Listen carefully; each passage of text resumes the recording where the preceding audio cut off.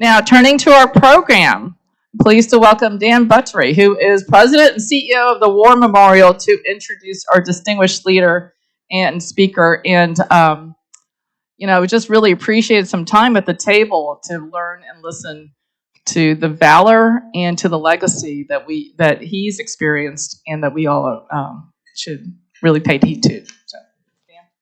Thank you. Well, good afternoon. I was extremely excited a few months back when I reached out to General Winski to say, we have the 20th anniversary coming up. I know he's an Operation Iraqi Freedom veteran. Would you be available to do the luncheon today? Yesterday marked the 20th anniversary of us going into Iraq. And when he said yes, I thought outstanding. So in the military, we have what are called call signs. So when you're on the radio or you're sing guards, you're talking to other people. I was Chainsaw 6 engineers in the combat zone. And I learned when I met General Winski, call sign of Eagle 6. So the history of the 101st and the Screaming Eagle. So I thought, who better to truly introduce one Eagle 6 with another Eagle 6, but no better than General Petraeus. And we have a recorded video introduction, sir. And I'm sorry to surprise you. I know generals don't like surprises, but we had to do an Eagle 6 to Eagle 6 introduction. So Aaron, fingers crossed, cue it up, sir. Major General Brian Winski was a great soldier and a great leader, and it was a privilege to serve with him over the years and then to admire him from afar over many others. By my count, Brian served 4 combat tours with the 101st Airborne Division and another with the 1st Cavalry Division. In Desert Storm as a rifle platoon leader with the 101st, during the fight to Baghdad in the first year in Iraq as an Iron Major in a battalion, and then the 101st Airborne Division's G3 shop when I was privileged to serve as Eagle 6. As a cavalry squadron commander in Eastern Baghdad, again with the 101st a couple of years later, and then as the 101st Division Operations Officer in Afghanistan, followed by service as a brigade commander in the 1st Cavalry Division in Northern Iraq, all before serving as the Deputy Commander of the Great 82nd Airborne Division and then Commander of the Great 101st Airborne Division. Along the way, he earned the Combat Infantryman's Badge with Star, the Distinguished Service Medal twice, the Legion of Merit 3 times, and the Bronze Star Medal 6 times, once for valor. So as you recognize General Winski this evening, let me say to him, congratulations, Brian, not just on all that you have done, but also on the way in which you have done it. Air Assault. Well, Dan has some good OPSEC there, operational security. I did not, in fact, I talked to General Petraeus last week. Obviously a very kind introduction, and thanks to Dan and the War Memorial team for hosting this thing. Thanks to the Milwaukee Rotary for inviting me to share some thoughts on the invasion of Iraq. And it's astonishing to really think back and reflect as to where 20 years went. I had a great discussion at the table here about it, and as I gathered my remarks here over the course of the last few weeks, it's just astonishing, what's transpired over the last 20 years or so. So the Iraq invasion, and right up front, let me just kind of convey to you where my biases are on all this. It's, in my opinion, a significant strategic mistake, and I'd love to talk more about that in the Q&A portion, the invasion itself and the underlying reasons why we did it. That said, I spent about 3.5 years there, and if I had to do it all over again, I absolutely would. It inspired me in so many ways as to the valor and incredible actions of the service members that fought that war. And for the long term, I think Iraq is in a better place truly than it would have been under the despotic leadership of Saddam Hussein and his successors, which were going to be his sons, which have been even worse. So the invasion of Iraq, 2003, it happened in March, this very week in 2003. You got to kind of understand some of the strategic context that set the conditions for the decision to be made to invade Iraq in 2003. And it really goes back to the first Gulf War, Desert Shield, Desert Storm, where in 1990, Saddam Hussein attacked and seized Kuwait, absorbed it as the 19th province of Iraq, in his words, to really get revenue and wealth that was expended during the course of the 9 prior years in their war with Iran.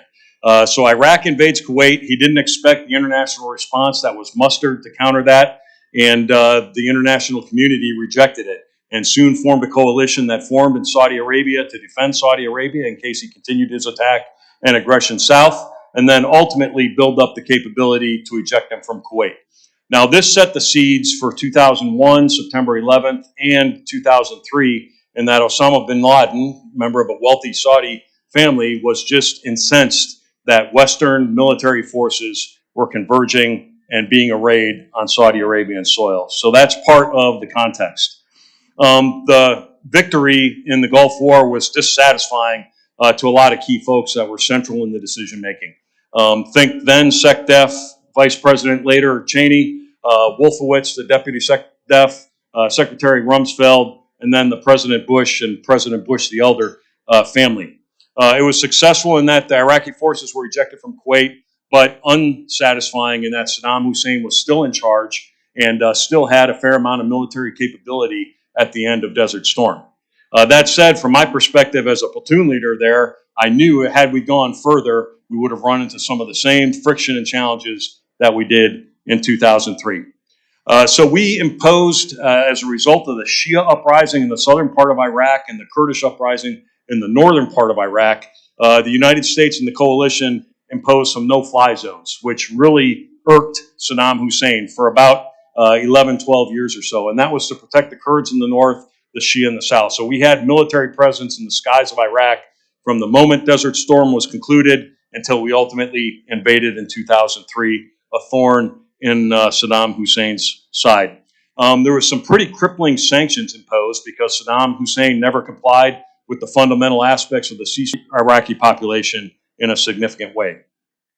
So 9/11 happens. Bin Laden surfaces on the world stage there, obviously, and there was an immediate focus on some of our national decision makers on Iraq. There was a perceived threat or a perceived sense that there was sanctuary in Iraq where Al-Qaeda-like elements could muster resources, plan, prep, and ultimately execute attacks like the September 11th attacks.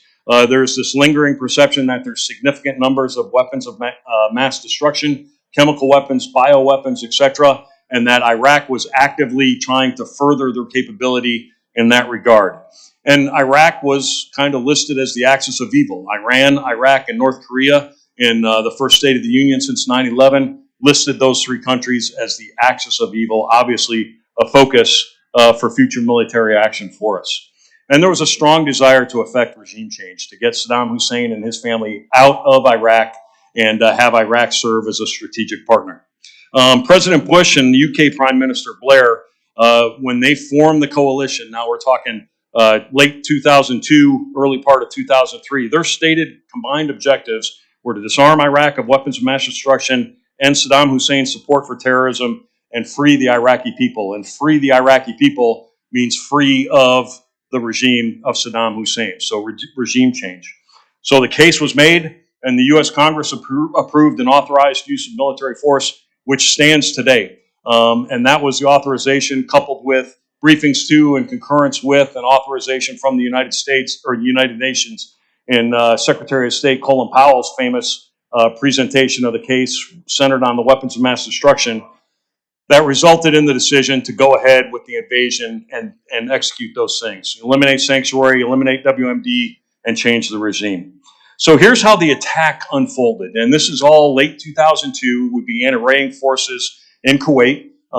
There was a number of combined arms forces from across the U.S. Army built around the 5th Corps and the 3rd Infantry Division. So I know I'm throwing a lot of terms that you may not be familiar with, but the 3rd Infantry Division is about 18,000 soldiers armed with tanks, Bradleys, heavy artillery, combined arms capability. The Marine Corps is kind of a medium weight force. They had a division-size element, also about 17,000 Marines, infantry-centric, but some of that combined arms capability, attack helicopters and the like.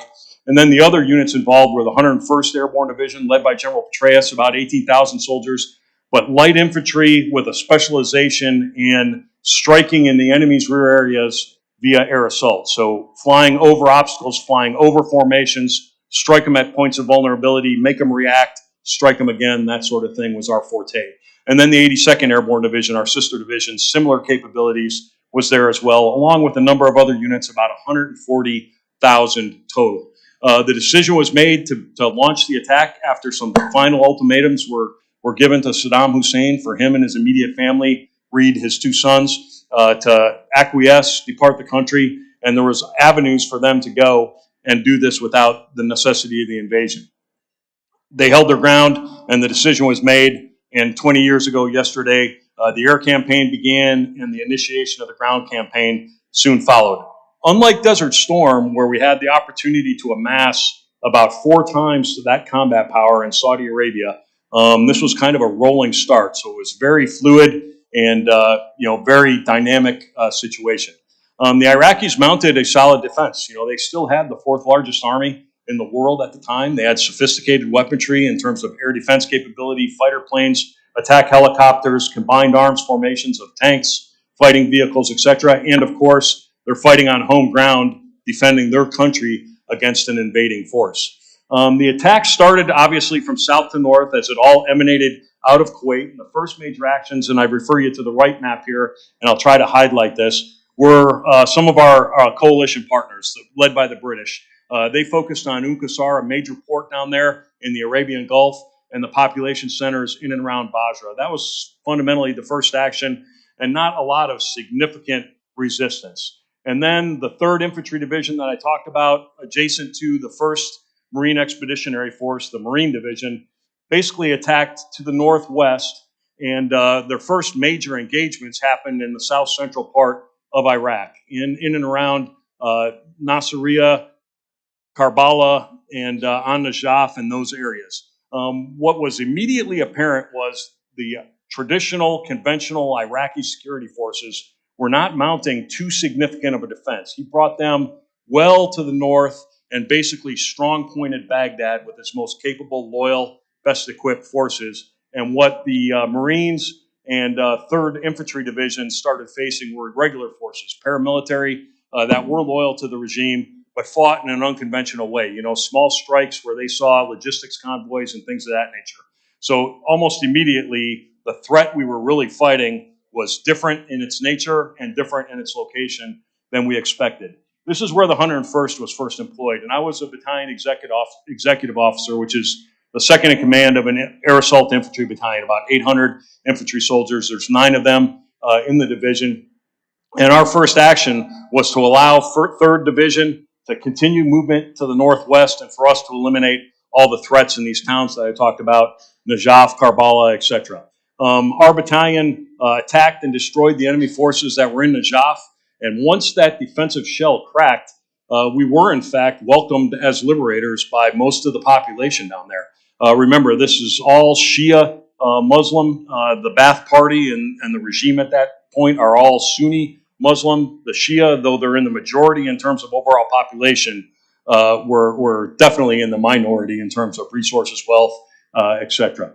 So they welcomed, and these are the folks that rose up after Desert Storm, they welcomed us, but hand in glove with that, almost immediately, significant numbers of Iranians, especially military-age males, started flowing in. And we could see them coming in from Iran and occupying their significant holy cities of Najaf and Karbala. That fight went for about a week and a half, 2 weeks, as the 3rd Division continued. And then elements of the 101st, his old battalion, as a matter of fact, assaulted Baghdad. 3rd Infantry Division from the west, southwest, and the Marines from the southeast, with elements of the 101st clearing what was really the decisive point in the defense of Baghdad, which was the Saddam International Airport, the large airport complex, which also had a significant military presence in defensive positions there as well. By the 21st of April, about 3 weeks into the, or March rather, about 3 weeks into the, April, about 3.5 weeks into the fight, Baghdad is secure. Now, at this point, Saddam Hussein has fled north to Tikrit, and the government essentially dissolved. Most of the military forces didn't necessarily surrender or capitulate in wholesale scale. They just simply put on their civilian clothes, blended back into the population, and sat and watched to see what was going to happen and how things were going to unfold. So at that point, there was still a significant military capability in the far north in Mosul, which is the third largest city in Iraq. third to Basra and Baghdad, which are both a little bit bigger in population. But Mosul is kind of like Northern Virginia. You know, a lot of government folks retired there. Significant military footprint. A big part of the Iraqi military-industrial complex, if you will, was up there. So it was really hospitable to the former regime and what eventually grew into the Islamic State of Iraq, or the Al-Qaeda kind of fueled insurgency. The 101st, it was determined, was going to be the force that went to the north and secured that area, and we conducted a number of air assaults from Baghdad, Najaf, up to Mosul and the Tigris River Valley, and started to establish security there. So now we're talking the April-May timeframe. It wasn't too long thereafter that the signs of an insurgency, a developing insurgency, began to surface across the country. And there was really two flavors of this insurgency, the first of which were those that were loyal to the former regime, had a stake in the former regime, knew they would not have a stake in the future of Iraq, and they quickly joined forces with some Al-Qaeda-inspired insurgent groups that largely were in Syria, but joined forces with them to develop the insurgency that grew and grew over the course of that summer. And that's when we started to see IED, improvised explosive device attacks, ambushes, things of that nature, shots at aircraft as they're traversing the area. And ultimately, as we hunted down these insurgent havens, some pretty significant combat actions, particularly in the western portion of Nineveh province, which is where, incidentally, ISIS came back in 2014, and then the western part of Anbar province, Fallujah, Al-Qaim, Ramadi, and those areas that you've heard in the news. That's where a lot of this insurgent, Sunni-backed, former regime loyalist, most likely aligned to Al-Qaeda flavor of insurgents were. They eventually extended their influence into the Baghdad belts, or the Triangle of Death area that you may remember from the news, in the Sunni-dominated areas just west of Baghdad and southwest. The other flavor of insurgency that was developing were the Iranian-backed entities in Baghdad and areas well south. Again, I mentioned a lot of Iranians were coming across the border almost immediately when the Iraqi security forces collapsed in March-April timeframe. They were very focused on protecting the holy sites of the Shia religion down in Karbala and Najaf, and they definitely, with Iran's influence, wanted the U.S. out of Iraq as soon as possible. And their dissatisfaction with our presence soon was manifested in very significant attacks by the Iranian-backed militia against U.S. forces. And this came to a head in late 2004, 2005, 2006 especially. So that was largely OIF-1. We had a large rotation of forces in the spring of 2004, and with that, you always have transition, you always have seams that the insurgents, both Iranian-backed and Al-Qaeda-inspired, exploited. And the fighting intensified. Now, there were a few things that happened during this time frame. In the 2005-2006, Zarqawi, you remember him, and the Al-Qaeda-backed insurgency grew in terms of it's now a global jihad. If you want to participate in it, come to Syria. We'll get you situated. We'll get you outfitted. We'll get you linked up with an insurgent element in Iraq, and you can execute what you desire. That was growing in maturity and capability, etc. And we had a downsizing of U.S. and coalition forces, and in retrospect, a premature reliance on the Iraqi security forces that we stood back up in terms of their effectiveness. So 05-06 was a cauldron year. I was a battalion commander during that one, as General Petraeus said, in East Baghdad, all Shia, West Baghdad, all Sunni. When the civil war really came to a head, all we could do was everything that we could to keep each insurgent group from inciting actions that would trigger broader reactions, etc. Typically, Sunnis would bomb or have a large vehicle-borne IED blow up in a Shia marketplace. The Shia would retaliate by striking into Sunni neighborhoods and exacting revenge, and that cycle was at a spiral in 2005 and 2006. So we realized that, and at that point, there was the decision made for the surge, basically doubling the close combat forces, doubling the number of infantry battalions, reconnaissance squadrons, etc. over the course of 2007-08 into early 2009. We saw a significant spike in violence and U.S. casualties, etc. during that time frame, but it did succeed in getting those Al-Qaeda-backed insurgents pushed out and west and the lid on the Iranian-backed militias and insurgency in the south. So things relatively planed out in 2009, and the effectiveness of the Iraqi security forces grew because there was a realization on the part of the senior Iraqi leaders, elected and in the Ministry of Defense and Ministry of the Interior, the importance of having good quality leaders. So it was less about nepotism, more about quality, and that paid off because by 2009, the Iraqi security forces had a good handle on the security of the major cities for sure and all the population areas, and we were able to downsize our forces in a pretty significant way. So forward from there, the decision approached in 2010 timeframe, and I was a brigade commander at this point, that we were going to withdraw all of U.S. forces from Iraq. And, you know, there's very polarized views on that decision. A lot think had we stayed, we would have been able to avert the 2014 ISIS incursion into Iraq. Some thought it was just frankly time, and we're not going to get them any better than they are right now. When I was there, I was in Mosul for that rotation in 2010 and 11, and the Iraqi security forces did have a solid handle on the security situation in the northern part of the country. So we withdrew, and you know, they kind of almost immediately after U.S. forces left, reverted back to the nepotism and less selection based, less on competency and battlefield prowess and experience, and more on connection with senior government officials. And a lot of very ineffective Iraqi leaders were put back into these units. ISIS at this point is, you know, the Syrian civil war has been underway for about 2.5 years, and ISIS has a lot of sanctuary nodes, if you will, in Syria, and they developed the capability and knew enough of the deteriorating situation once the U.S. forces left that their opportunity to strike and seize Nineveh province and create this caliphate that they've had a long-stated desire to have was upon them. And in 2014, you saw that, where the ISIS forces, you know, in a hybrid kind of capability, but very sizable numbers with, you know, fairly sophisticated tactics and equipment, were successful in ejecting the Iraqi security forces out of Mosul, and they secured that whole northern province all the way down almost to Tikrit, and this became their self-declared caliphate. You saw the incredibly horrific way they suppressed the population up there, and this is a patchwork of multiple ethnicities, cultures, and from some perspective, countries. The Kurds are in the northern part, as well as the southern part of Turkey and the northwestern part of Iran. They had fairly independent provinces up there in Dahuk, Erbil, and Sulaymaniyah.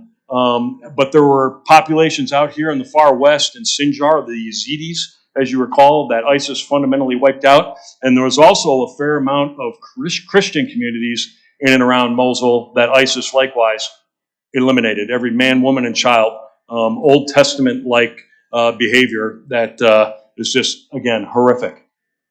The Iraqis knew they needed some help. So U.S. forces were again reintroduced into Iraq and helping them with targeting, with special capability, and ultimately with forces that accompanied them. And then in 2016, they ultimately got ISIS out of here. But it's still tenuous. You know, there's no question there's an ISIS presence in Iraq. It's just nothing like the capability that they had in 2014, and nothing that can really threaten what's there now. But as I said, it's tenuous. And Syria is a mess. You know, there's large swaths of ungoverned area in northern, northeastern Syria that ISIS can find sanctuary, and our efforts there with the Iraqis are absolutely essential. I just blew through all these pages of notes, and I think I covered it all. I want to leave the preponderance of time for Q&A. You know, I mentioned, you know, what are my thoughts in retrospect on it all?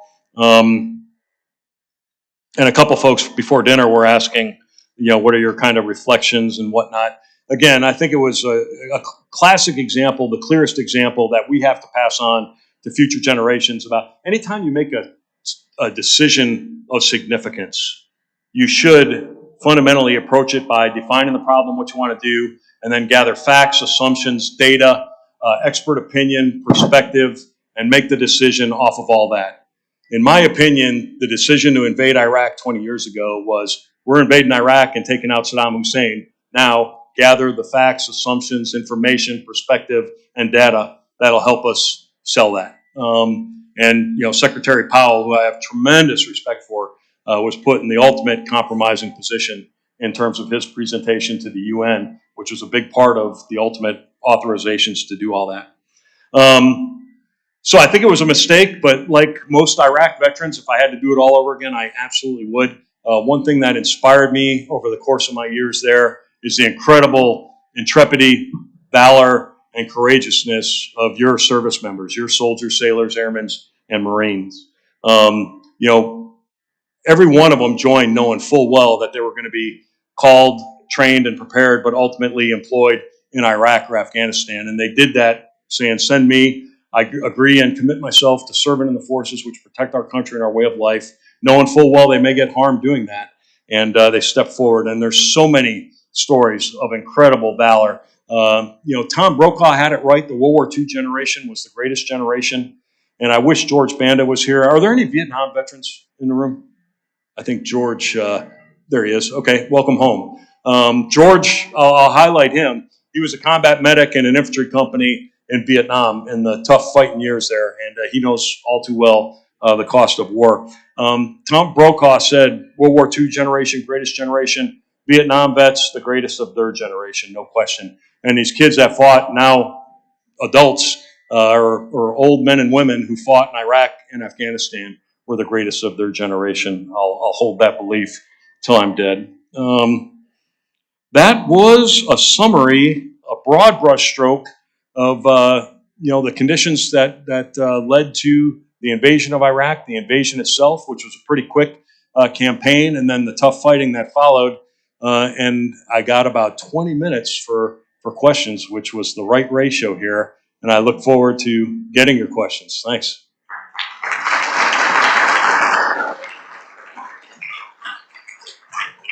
I hope that wasn't lecture mode there. I just wanted to cover a lot of 20 years in 18 minutes. So, thank you for your service, General. Can you give us an idea of the size, what we're looking there? How does that compare to a state, or how many miles across, top, bottom? Yep, roughly a Texas. And it's unique. So Iraq, the land between the rivers. Well, first of all, back up. So World War I, it was Mesopotamia, and then Persia, and kind of ungoverned area. It was World War I and the elimination of the Ottoman Empire that created Iraq. And when you look at some of these borders, you can tell somebody did that on a drafting table, right? And it cuts right through a lot of the tribes that we had the most challenges with over the course of the years. All told, it's about the size of Texas. Baghdad population at the time, about 2.5 million. Mosul, about 1.5 million. Basra, about 1.5 million. About 90% of the population's along the Euphrates River, as you'd expect, and the Tigris River coming out to the north. And then Mesopotamia, the birthplace of civilization, is the land between the rivers, right down in the Karbala, Najaf, Samarra area. So in the south, you have arid, dry, desolate desert. As you come into here, it's just beautiful groves of palms, incredibly intricate canal systems for irrigation and agriculture. And then as you come to the north, you have some significant mountains here, to include the entire Kurdish area up here, very mountainous, snow-covered peak, Colorado type of terrain. Again, most of the population along the rivers, in general terms, Kurdish area up here, in general terms, Sunni area here. Baghdad's a fault line, and the area south, Shia, Karbala being where Muhammad Hussein Ali, the Shia prophet, kind of descended to earth and is from. So, did that answer your question? Where'd he go? Okay, there he is. Thank you, General. Yep. I have two questions. The Sure. first is, was there a complete eradication and genocide of the Christians in the northern part of the country? And the second question is, what is the status of the Kurds today? Yeah. I'll go backwards. The Kurds are a very strong people, very proud people. Saddam Hussein tried to eliminate them during his entire tenure as president of Iraq. The Kurds, face very similar dynamics from Turkey and Iran. And they have, since the Gulf War, if you recall, at the end of the Gulf War, Iraq military forces pushed north and ejected all the Kurdish forces out of Dahuk up into here, and they went up into the mountains to escape his wrath. Saddam he applied chemical weapons to a town called Halabja out in the east during his war with the Kurds, gassing innocent women, children, civilians. The Anfal campaign, when he wasn't completely focused on fighting Iran, he was focused on pushing the Kurds to the north and east into Iran, into Turkey. The Kurds, outnumbered, outgunned, punching way above their weight class, with some assistance from the United States in that northern fly zone I talked about, were able to maintain a semi-autonomous zone. You see this green line right here. This was the semi-autonomous area leading up from really the end of Desert Storm to the start of the Iraq invasion. It remains an autonomous area for the Kurds now. The Kurds, it's a classic example of will to fight. With the Iraqi security forces, which were much better equipped and capable in 2014, the Kurds held that line. Those Iraqi security forces moved well south out of the way of the ISIS folks. With regard to the Christian population, it's heartbreaking. There is a town called Karakosh, as an example, southeast of Mosul. Almost entirely Christian community. Some industry in there, a thriving community, churches, etc. Fairly protected under Saddam. It isn't what you would think in terms of a natural. In fact, there were Jewish communities, especially in northern Iraq, during the Saddam regime. But that was one of the immediate targets of ISIS and central to their established climate and reign of terror in the way that they, eliminated the Christian population in that town and other areas, as an example. Fortunately, some folks, as they saw it coming, were able to get into the Kurdish area or deeper into Iraq or out of the country. But again, it was definitely a target. The Yazidi population, which is a unique religion, unique to this part of out in Sinjar, this part of Iraq. They specifically targeted the Yazidis, the Christians, the other religious minorities, and were undescribably brutal to them. Thanks. First of all, thank you for your service and a very detailed, impressive report. This question might be a little bit above your pay grade, so to speak, but it's looking prospectively instead of retrospectively. James Baker had a very thoughtful column in the Wall Street Journal this morning, and it speculated as to the long-term consequence of Iraq on our nation and its will to fight and so on and so forth. We saw yesterday the Wisconsin National Guard is looking at a great deficit of recruitment. We know nationally the military forces are seeing the same thing. So perhaps in the War College there was a book called The Collapse of Complex Societies. It talks about why nations collapse. Famine, drought, invasion, and so forth.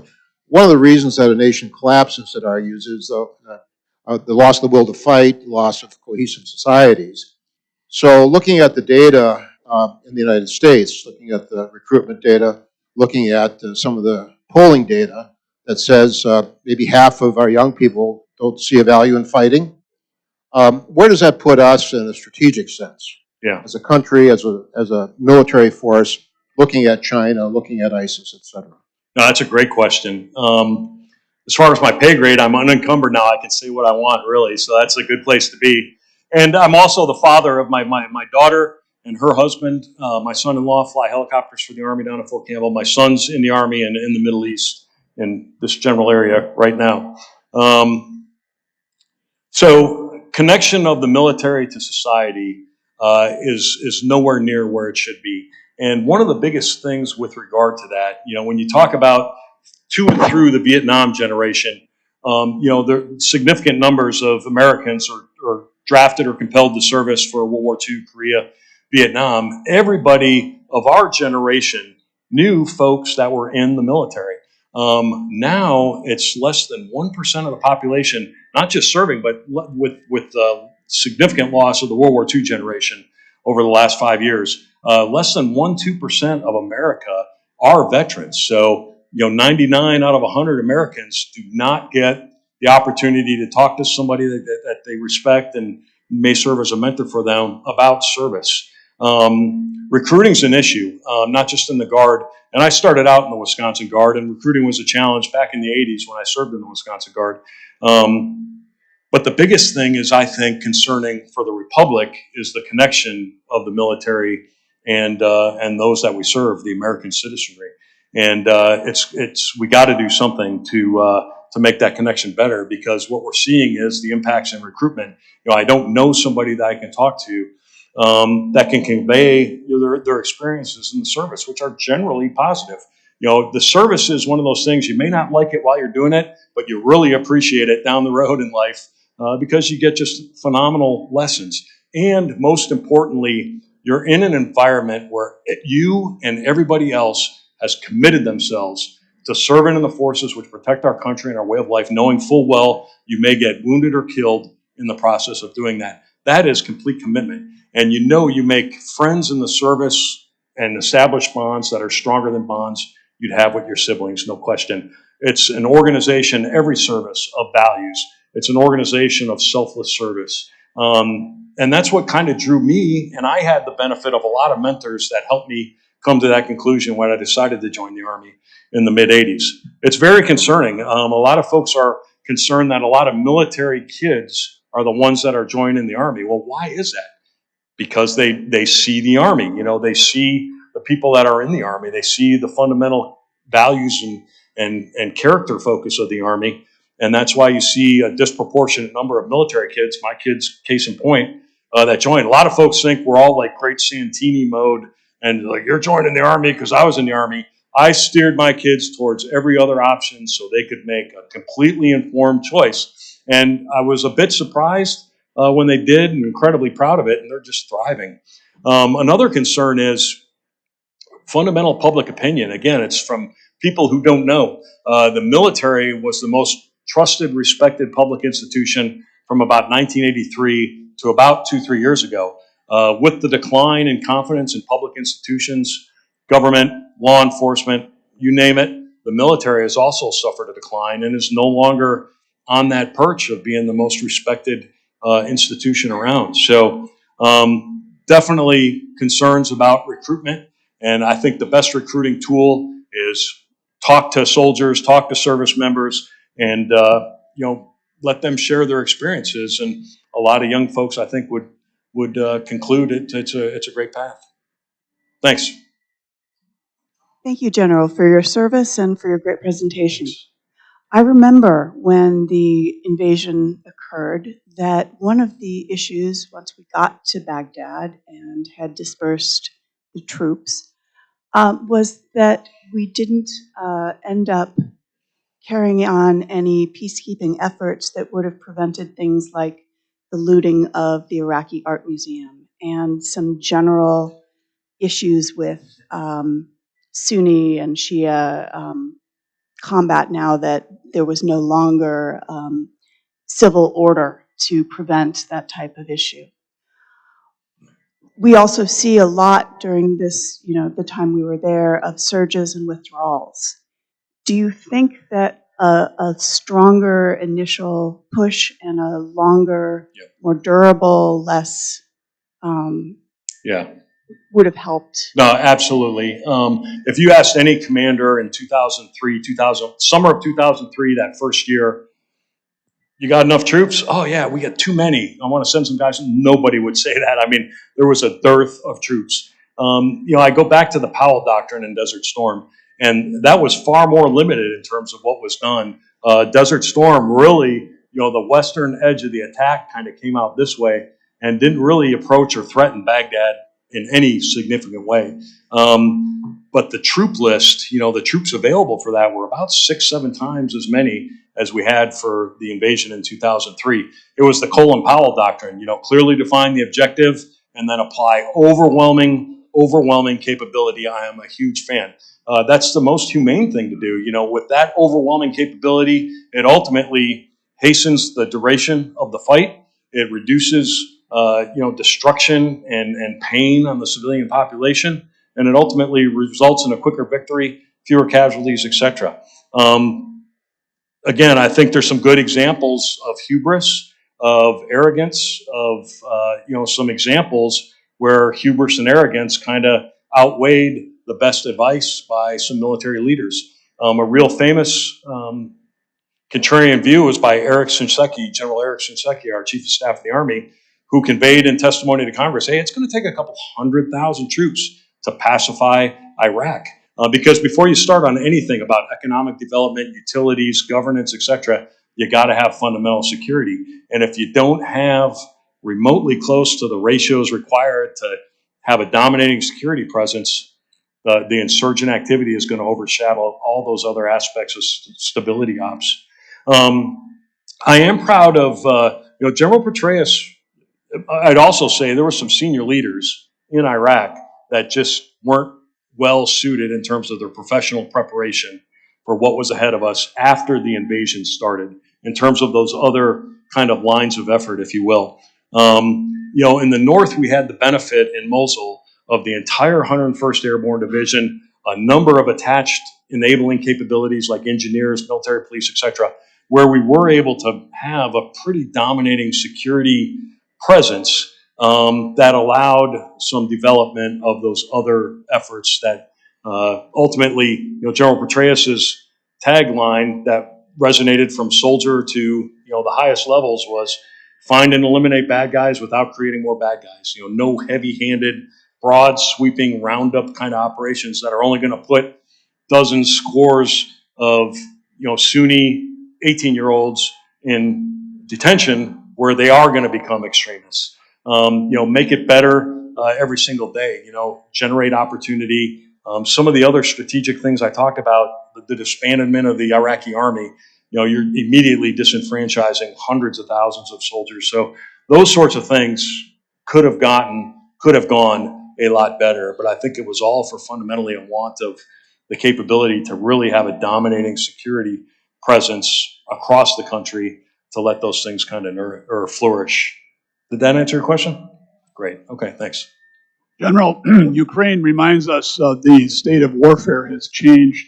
So what do you think the drones and the cyber warfare and the nuclear situation will do to change the way wars are fought? Seems like Ukraine is kind of half and half right now. Yeah. So again, you see, in Ukraine here, the Ukrainian armed forces fighting above their weight class, especially last year, and leveraging a lot of those things that you just talked about to defeat a numerically superior force. I think the nature of warfare is going to be much more a multi-domain kind of fight. The advent and actions in space. I think the next Pearl Harbor we're going to see is some country downing 80% of another country's satellites, crippling, internet capability, connectivity, communication capability, control of key assets, etc.